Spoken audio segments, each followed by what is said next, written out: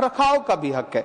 लेकिन डॉक्टर बाबा साहब अंबेडकर के संविधान को हर दिन कुचलने वाली ये सरकार देश के मुसलमानों से नफरत में इतनी अंधी हो गई है कि खुलेआम देश की संसद में देश सरकार के माइनॉरिटी मिनिस्टर साहब और होम मिनिस्टर साहब झूठ बोलते हैं और देश को गुमराह करते हैं, झूठ शब्द असत्य बोलते हैं। सरकार श्री इमरान प्रतापगढ़ी जी। धन्यवाद सभापति महोदय।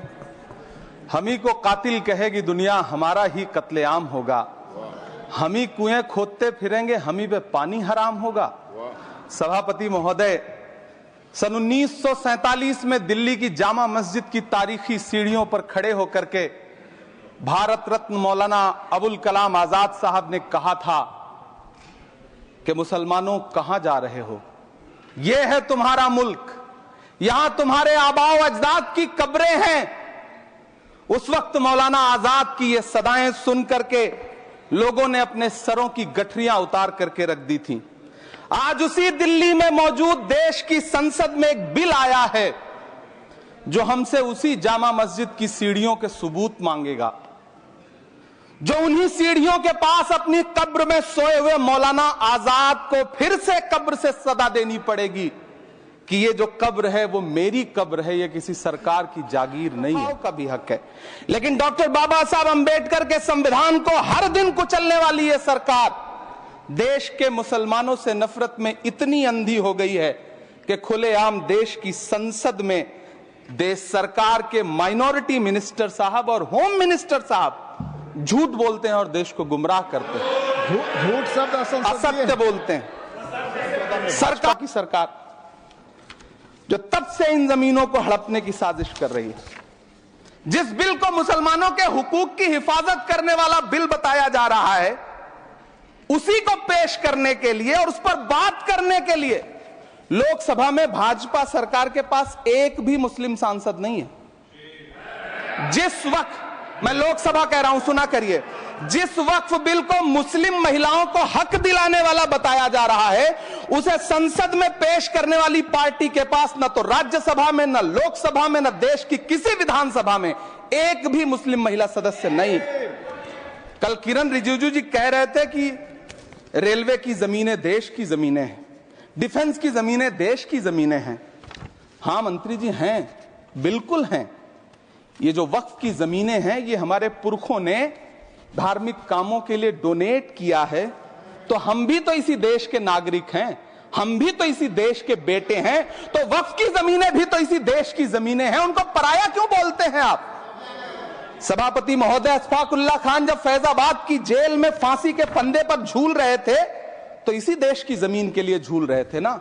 सभापति महोदय, अंडमान की जेल में काला पानी की सजा काटकर अपनी जान देने वाले मौलाना फजले हक खैराबादी हो या शेर खान अफरीदी हो, वो भी तो इसी जमीन के लिए अपनी जान दे रहे थे ना।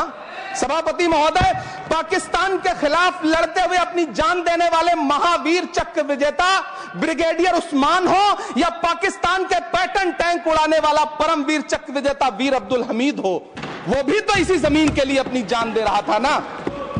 और मंत्री जी, मैं इस सदन में अलल ऐलान ये कहता हूं कि जब भी इस देश की जमीन को लहू की जरूरत होगी, आपसे 2 कदम आगे इमरान खड़ा मिलेगा, ये मैं आपसे यकीन दिलाते हुए कह रहा हूं। सभापति महोदय, मैं सरकार से कहना चाहता हूं, हमसे हमारी इबादत गाहें तो मत छीनिए ना, हमारे घरों पे बुलडोजर तो मत चलाइए ना, हमारी कब्रों में तो हमें सुकून से सोने दीजिए ना। सभापति महोदय, माइनॉरिटी मिनिस्ट्री का बजट कट करके, मुस्लिम बच्चों की स्कॉलरशिप बंद करके अब सरकार कह रही है कि हम वक्फ की आमदनी से गरीब मुसलमानों का भला करेंगे। गुजरात की बेटी बिल्किस के बलात्कारियों की रिहाई के बाद उन्हें माला पहनाने वाली लोगों के नेता ये कह रहे हैं कि यह बिल मुस्लिम महिलाओं को उनका हक दिलाएगा। धन्यवाद मोदी जी, क्या बढ़िया सौगातें मोदी दे रहे हैं आप। पहले हमें गुजराते मोदी दिया, आप सौगातें मोदी दे रहे हैं। लेकिन यह सरकार इतना याद रखे कि इसी ठसक के साथ देश की संसद में सीए का कानून भी लाया गया था और कहा गया था बड़े बड़े भाषण देकर के कि पड़ोसी देशों से हिंदू भाइयों को ला करके यहां नागरिकता दी जाएगी। लेकिन मैं आपके संज्ञान में लाता हूं सर, कि पिछले इतने दिनों में इनसे नागरिकता लेने के लिए 2000 व्यक्ति भी नहीं आए, जबकि इसके उलट इन्हीं की सरकार में पिछले 10 साल में 15 लाख से ज्यादा भारतीयों ने भारत की नागरिकता छोड़ करके दूसरे देश में जाकर के बस गए। यह हुआ उस कानून का अंजाम। सभापति महोदय, इसी तरह की जिद के साथ किसानों के खिलाफ भी कानून लाए गए थे। जिस तरह आज वक्फ के फायदे गिनाए जा रहे हैं, उसी तरह से किसानों को भी कृषि कानूनों के फायदे गिनाए गए थे। लेकिन अंजाम क्या हुआ? 700 किसानों की शहादत लेने के बाद सरकार को अन्नदाता किसानों के सामने घुटने टेकने पड़े और कृषि कानून वापस लेने पड़े। जिल्ले इलाही, जमहूरियत जो है वो नफरत और ठसक से नहीं चलती है, अकड़ से नहीं चलती है, उसमें सबकी हिस्सेदारी जरूरी है। कल देश के माइनॉरिटी मिनिस्टर ने लोकसभा में खड़े होकर एक शेर सुनाया था कि मुझसे कोई बदगुमान न हो, तो मैं उन्हें एक शेर सुनाना चाहता हूं कि मैं आज जद पे हूं तो इतना खुशगुमान न हो, मैं आज जद पे हूं तो इतना खुशगुमान न हो, चराग सबके बुझेंगे हवा किसी की नहीं।